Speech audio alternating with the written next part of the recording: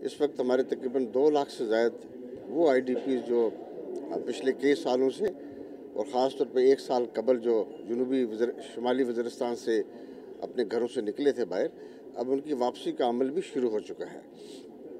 और उनमें से 2 लाख के करीब जो मुख्तलिफ़ एजेंसीज़ की जो खैबर एजेंसी है शुमाली वज़ीरिस्तान और जनूबी वज़ीरिस्तान से, तो अपने घरों को जब वापस जा रहे हैं तो ये उसका पहला इंडिकेटर है। दूसरा इंडिकेटर ये है उसका अहमियत का कि जो बहुत बड़ा एक वहाँ पे एक इंफ्रास्ट्रक्चर जो मौजूद था मिलिटेंट्स का और दहशतगर्दों का, उसकी न सिर्फ तबाही हुई है, उसको तबाह कर दिया गया, बल्कि मिलिटेंट्स को उनको अपने अंजाम तक पहुँचाने के लिए बहुत बड़ी कुर्बानी से काम लिया गया है। 350 से ज़ायद जो है वो ऑफिसर्स हैं, जवान हैं जो फ़ौज के, वो शहीद हुए और इसके मुकाबले पे 3000 से ज़ायद जो है वो मिलिटेंट्स जो है उनको भी मारा गया है। उसके साथ साथ जो आवाम का एतमाद है वो बढ़ रहा है। हम अपने रिकन्स्ट्रक्शन प्रोग्राम्स को, जो तामीर नौ है स्कूलों की, हस्पतालों की, बिजली की, पानी की और सड़कों की, इनको हम शुरू कर चुके हैं। तो मैं समझता हूँ कि हमें जो इकोनॉमिक और माशी जो सरगर्मियाँ हैं वहाँ पे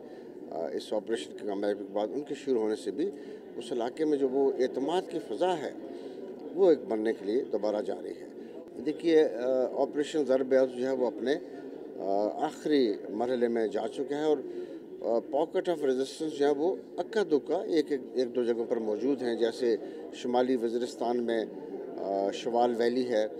उसके साथ दत्ता खेल एरिया है, ये वो हैं जो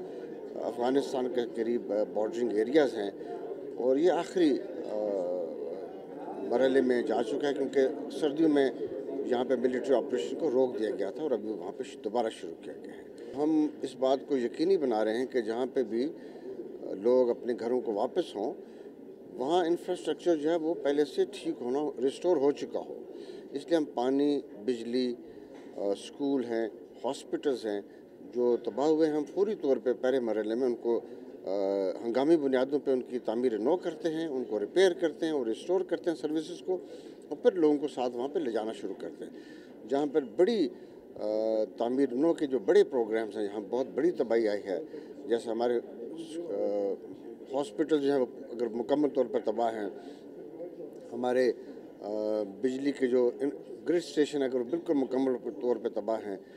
या हमारे कॉलेजेस या स्कूल अगर बिल्कुल मुकम्मल तौर पे तबाह हैं, या ब्रिजेस हैं या रोड्स हैं, तो वो हमारा एक फेज़ प्रोग्राम है। उसके ऊपर भी अमल दरामद शुरू हो चुका है, जो हमारा 80 अरब रुपये का वो प्रोग्राम है। तो उस पर मरकज़ी हुकूमत ने हमें नए माली साल के अंदर उसके लिए 80 अरब रुपये रखे हैं।